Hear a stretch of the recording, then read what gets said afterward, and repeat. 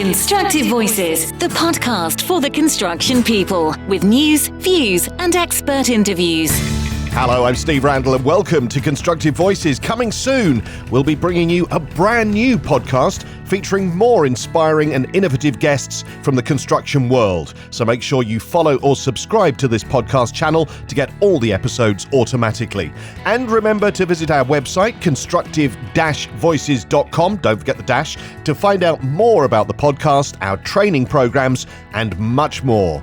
On this episode, we're off to Australia as Jackie de Burca speaks with another exceptional guest. So my name is Julian Bolleter. I'm the co-director of the Australian Urban Design Research Centre. We're a research centre of the University of Western Australia, and we conduct research for state and federal government, and we also run a master's program in urban design. Brilliant. You're very welcome, Julian. Thank you very much with the time difference for making it to be with us today. Now, one of my own favourite words that, having researched yourself in a fair bit of depth, that I believe can be applied to you is the word prolific. And it's hard to know really where to start. Should we go back to your early foundational years? When you were a child, Julian, did you have sort of a special connection to your environment? I mean, I grew up in the Australian dream, which was the big quarter-acre lot. It had a house and it had a huge back garden full of old trees. My parents were not fastidious gardeners, and the whole thing grew into a kind of overgrown jungle. It had a big impact on me. I spent a lot of time up trees, basically, and also, after reading The Great Escape, a lot of time digging holes and building underground cubbies. So that was my kind of thing. It had a real significant impact, I think, growing up, even though I probably didn't realise it at the time. But the connection with what I ended up doing in terms of landscape architecture and urban design came through building model railways. I was really fascinated with building model railways as a kid. And not so much the trains, but actually just crafting landscapes out of big blocks of polystyrene and creating little worlds. And that's, I think, the thread that eventually connected me through to landscape architecture and then urban design. What an amazing grounding between, that outside space you had as a family and obviously your hobby as a child. Julian, you've also worked in quite a few different countries. Would you like to touch on how each of these countries and places might have affected you in your work? I thought if I was going to be stuck in an office, which it seemed to be, that's what being a designer was, I might as well do it in some exotic locations. Worked in Sydney for the Sydney Olympics, and then jetted across to Dubai for the boom years there in 2005, leading up to the GFC, where things were really escalating quickly. Some time in Boston and then London. Dubai was probably the most influential for me, and I ended up writing a PhD on Dubai's urban development model because I was still struggling to process the experience of working there a couple of years later.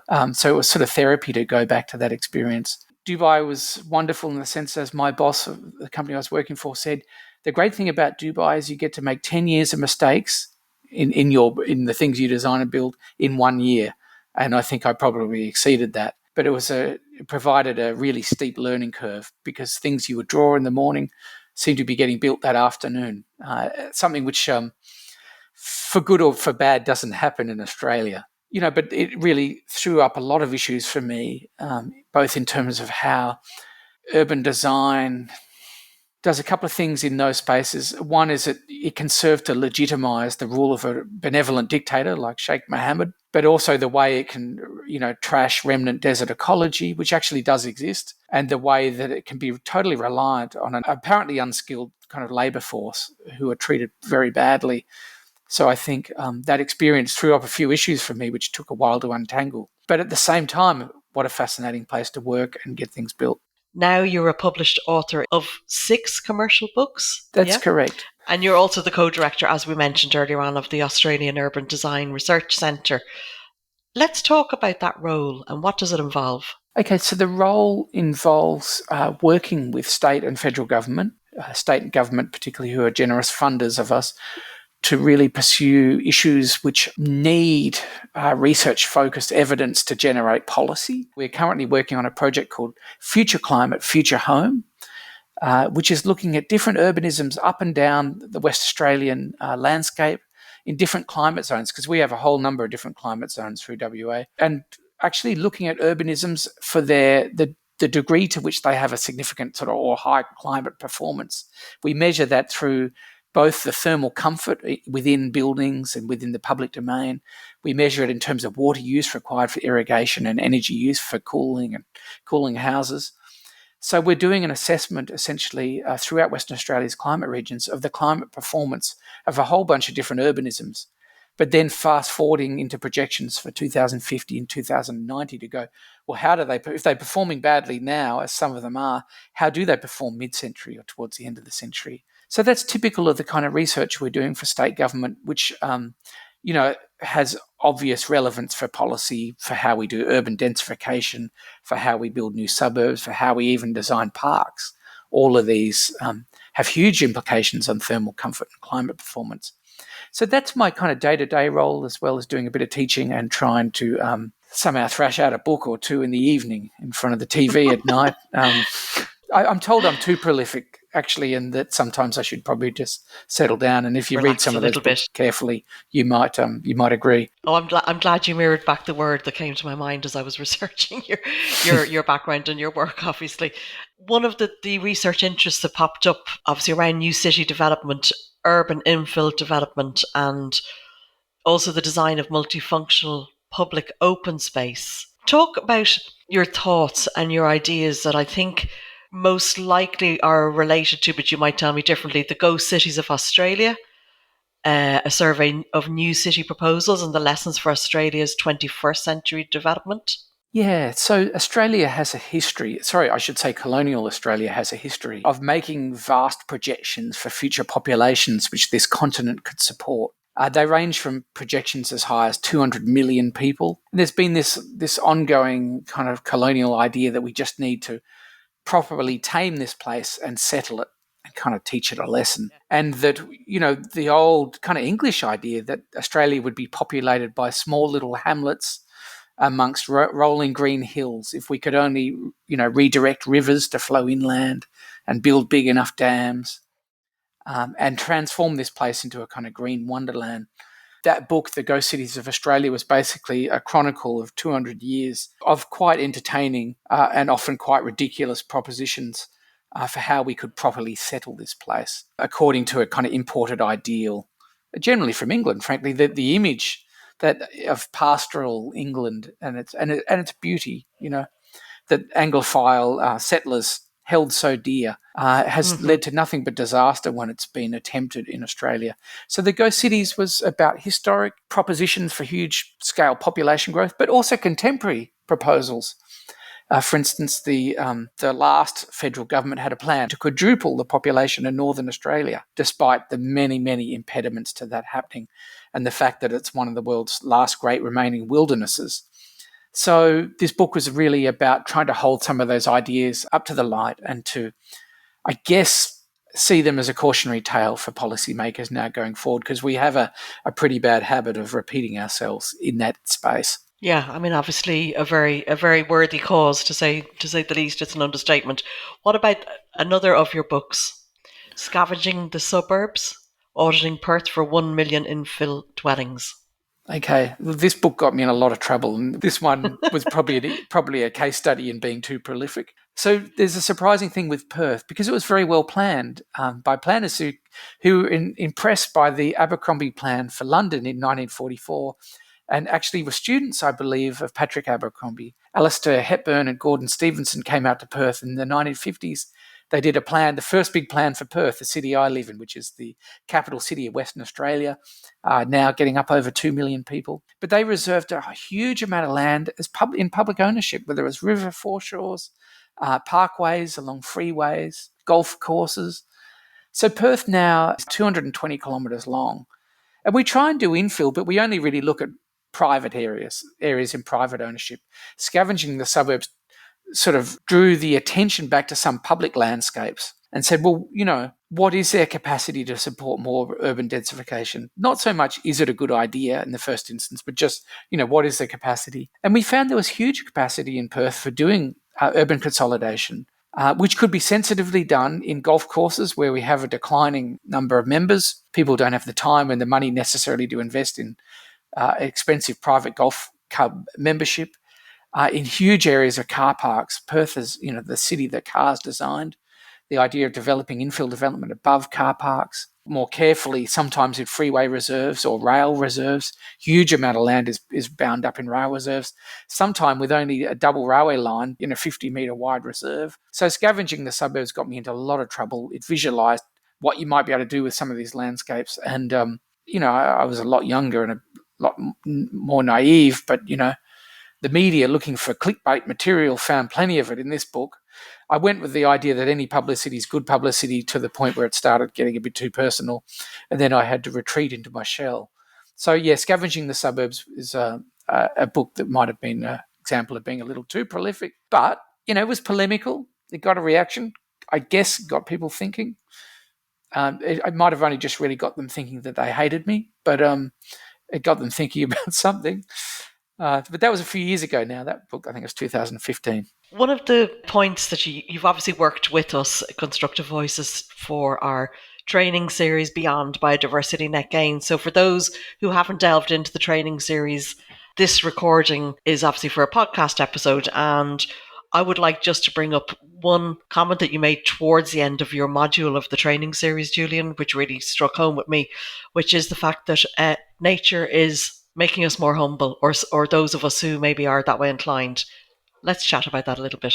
Yeah, well, nature's got a long memory, right? And in Australia and in Perth in particular, Perth is a city of wetlands along the Derbarl-Yarragon, which is the Indigenous word for the Swan River.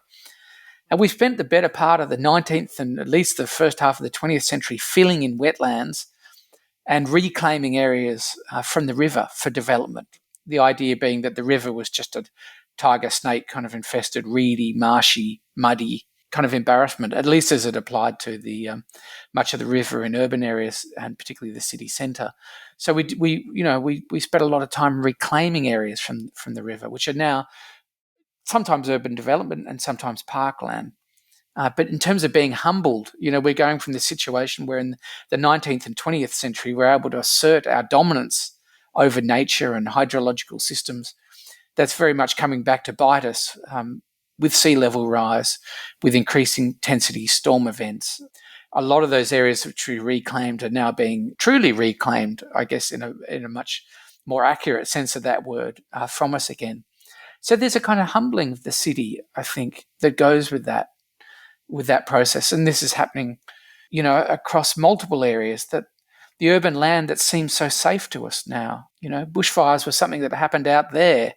They don't happen here. We're finding a lot of these assumptions are not true anymore. And there's a humbling which goes with that. There's a kind of uneasiness. And a new word has been coined by an Australian philosopher, Glenn Ulbricht, which is solastalgia, which is about... I've come across that, yes. Yeah, the loss of familiar attachments that's happening with climate change. It's a kind of homesickness for the land, the country that you're in, as it changes around you. And it's a word that's definitely on the zeitgeist here. Yeah. So one book that comes to mind that isn't one of your books in this instance is one that I have been reading recently. Ben Wilson. I don't expect that you're necessarily going to have read it, but just in case. Ben Wilson, Urban Jungle. Have you come across it at all? I haven't. I wish people would stop. I can't keep up. So yeah, this is one for when you decide not to, be in a prolific mode and you take a break to read somebody else's book. Why is it really interesting? He's a really good British writer, and his book goes a lot into the history of what you've just touched on in your answer to my last question. What's been done in various areas around the world, and obviously how that brings us to where we are today and so on. So I just thought I'd throw that in. That might be of interest to you. I'll look it up. Thank you. Okay, and going back to your own books, Take Me to the River, which is obviously, we're touching back into what you mentioned about rivers just a few moments ago.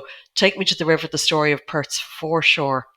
Now, rivers for me personally have always been a source of fascination. What about the subject matter of the book in this instance? Can you talk us through it? I can. This is highly Perth specific, this one. So, well, let's see what your listeners make of it. So the Swan River, or the Derbarl-Yarragon as it's called, so Perth was the Swan River colony before it was Perth.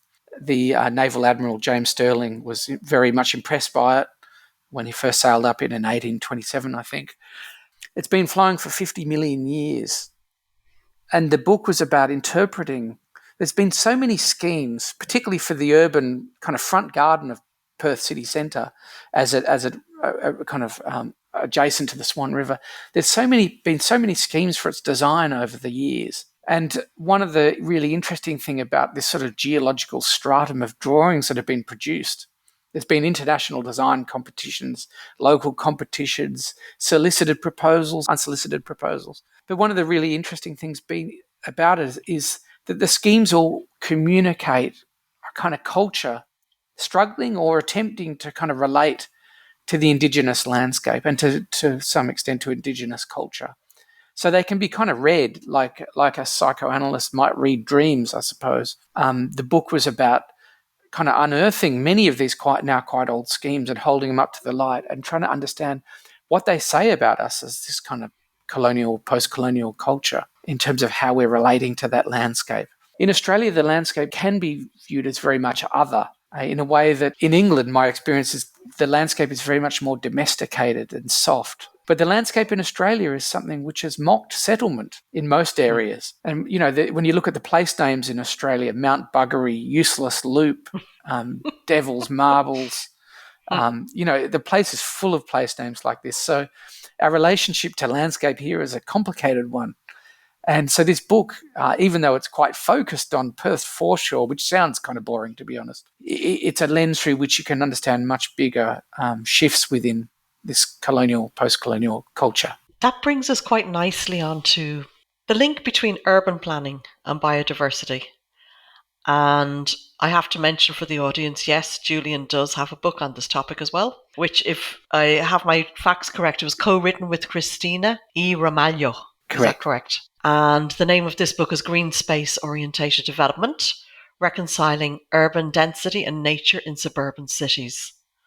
Would you like to share a little bit about the book, Julian? Yeah, thank you. So in Perth, urban densification is promoted by policymakers quite rightly as being a way of trying to alleviate further urban sprawl on the edge of the city. This is important. Mm-hmm. Perth sits within a biodiversity hotspot. Biodiversity hotspots are regarded as the life support systems of the planet. There's only 35 of them. They're exceptionally biodiverse and they're threatened.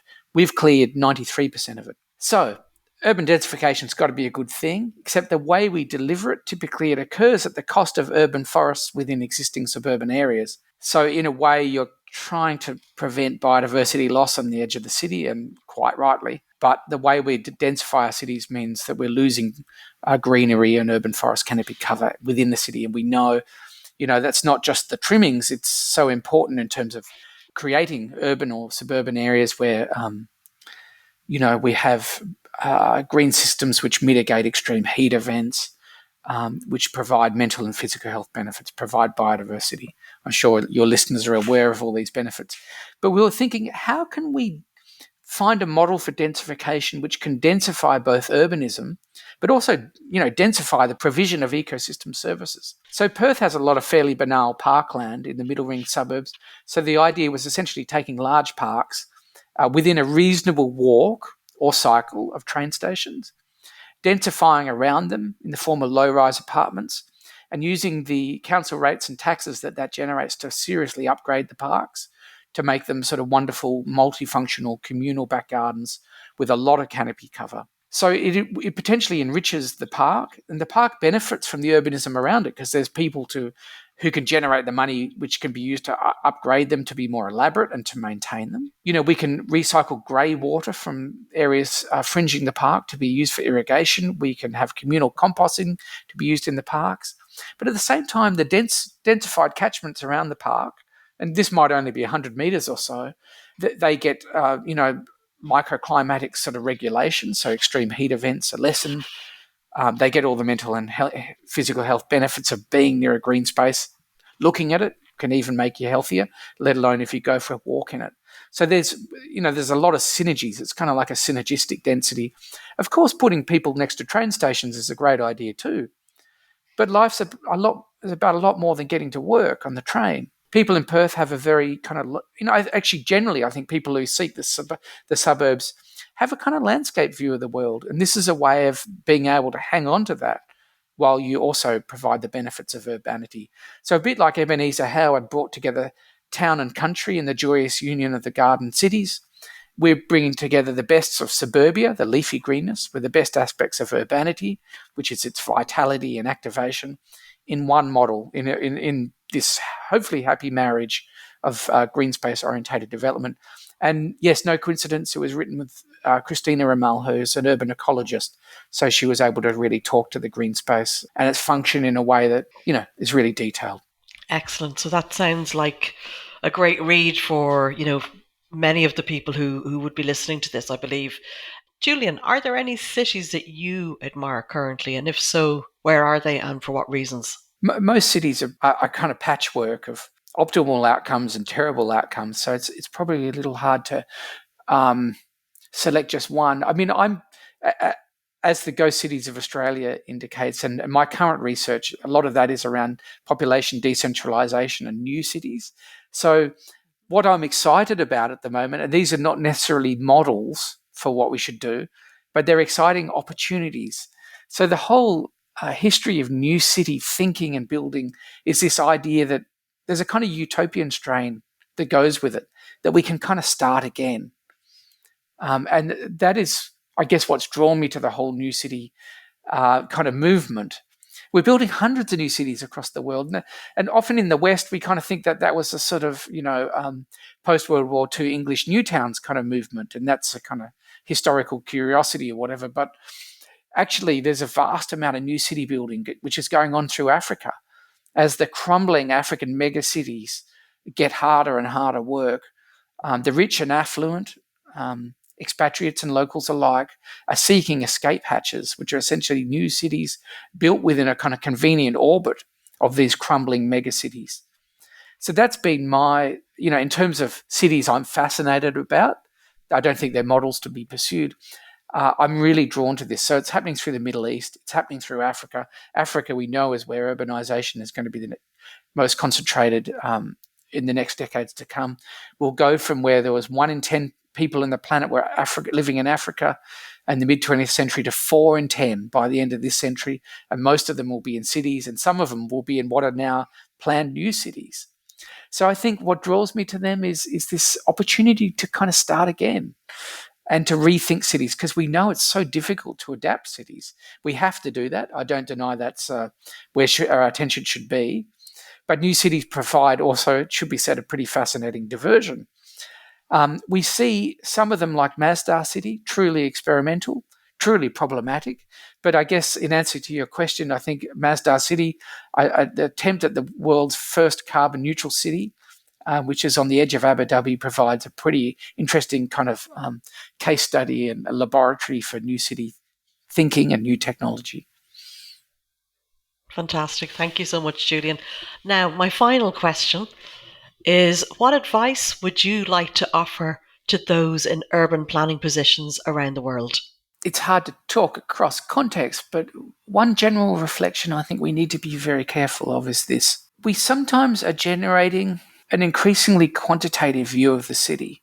We see this, particularly times of austerity generate this, but also an increasing reliance on AI, where we're so interested in the data, the analytics.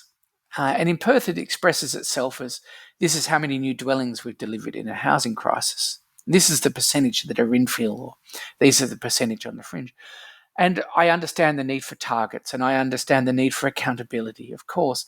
But I do think that sometimes we lose the view, a more qualitative assessment of place and the kind of worlds we're creating.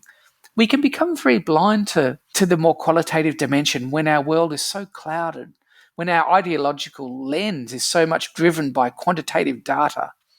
So I guess if I could say one thing to policymakers and planners around the world, it would be to try and to gaze beyond that sort of bubble we're in at the moment, which is one which is really, to a large degree, quantitative, to try and spend time in the spaces and places we're creating, and think, are we creating places to begin with? I'm really wary in an increasingly AI-driven kind of culture, as we all exist in, that our focus becomes more and more quantitative, and we lose that much more place-based kind of understanding, which I think is so important to the work we do. And we can see the cautionary tales around us of where the focus has been too much about dwellings delivered rather perhaps than the lived experience of them. For instance, we see that in Perth in a struggle to deliver affordable dwellings. We may deliver dwellings which are affordable to buy, although that is contested too, but they may not be affordable to live in when it comes to the commuting, when it comes to the air conditioning, when it comes to the effects on your mental and physical health, So I think it's really important that we remember we're dealing with real people. We're not just dealing with anonymous population projections. They're all real people with their own needs and dreams and fears and desires. And I think we need to be, as much as we can be in these constrained times, alive to the complexity and sensitivity of that. That's certainly an experience, something I've become more aware of as I get older. And perhaps that's of use to people, perhaps they already know that. I couldn't say. Jackie de Burca speaking with Dr. Julian Bolleter, and you can find out more by visiting our website, constructive-voices.com. And that's all for this episode of Constructive Voices. Please take a moment to share it with others who may find it interesting. Follow or subscribe to get the latest episodes automatically on your favourite podcast app, and rate and review the podcast if you can.